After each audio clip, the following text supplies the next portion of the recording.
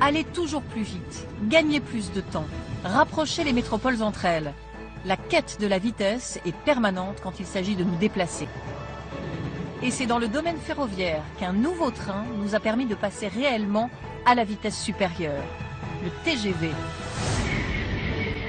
Ce train à grande vitesse, une invention française, a considérablement facilité nos déplacements tout en révolutionnant notre rapport à la distance et au temps.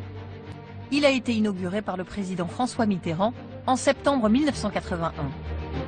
C'est pourquoi je salue le TGV comme un élément de conquête d'un nouvel espace de liberté, de droit d'aller et de venir, la possibilité pour tous d'élargir ces espaces de vie.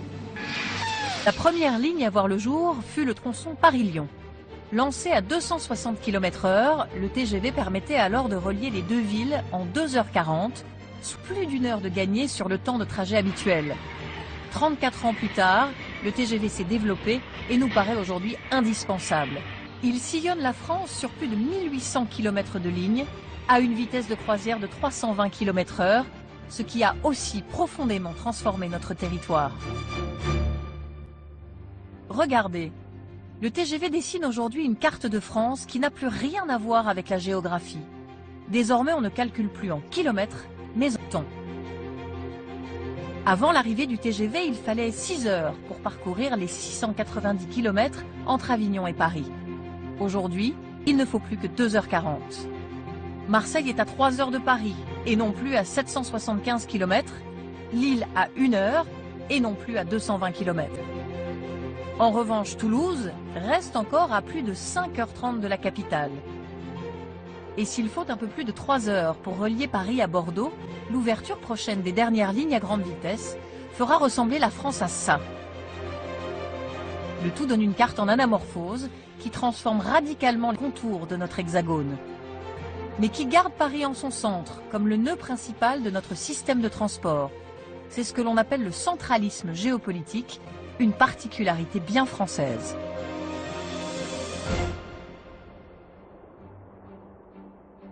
Rapprocher toujours plus la capitale des grandes villes de région, c'est ce qui se passe sur ce chantier qui traverse l'ouest de la France et qui mettra prochainement Bordeaux à 2h05 de Paris. La dernière ligne à grande vitesse est en train de sortir de terre. Ici, les hommes travaillent presque 24 heures sur 24 pour livrer la voie en temps et en heure.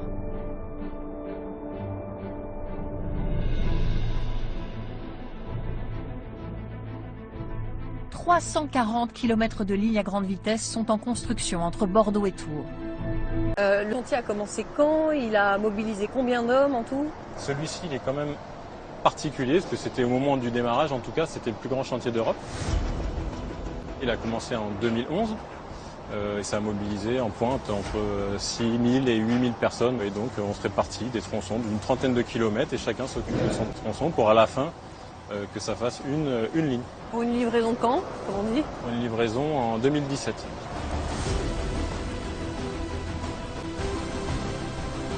Et quand ce sera terminé?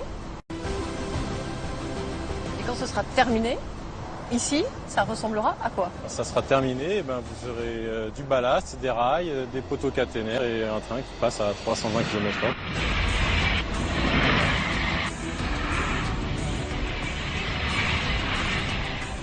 J'ai hâte d'essayer de prendre le tracé moi-même et on passera donc sur les ouvrages qu'on a réalisés nous-mêmes. C'est vrai que c'est quand même un chantier, pour moi, c'est quand même un chantier très particulier. J'y ai passé finalement la moitié de ma carrière déjà, donc 4 ans.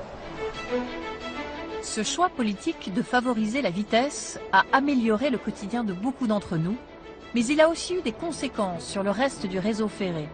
Et en quelques décennies, notre paysage ferroviaire s'est totalement transformé.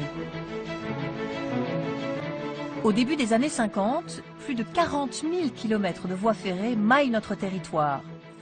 Mais année après année, des lignes secondaires sont désertées, des liaisons transversales abandonnées, et certaines régions deviennent des oubliées du train.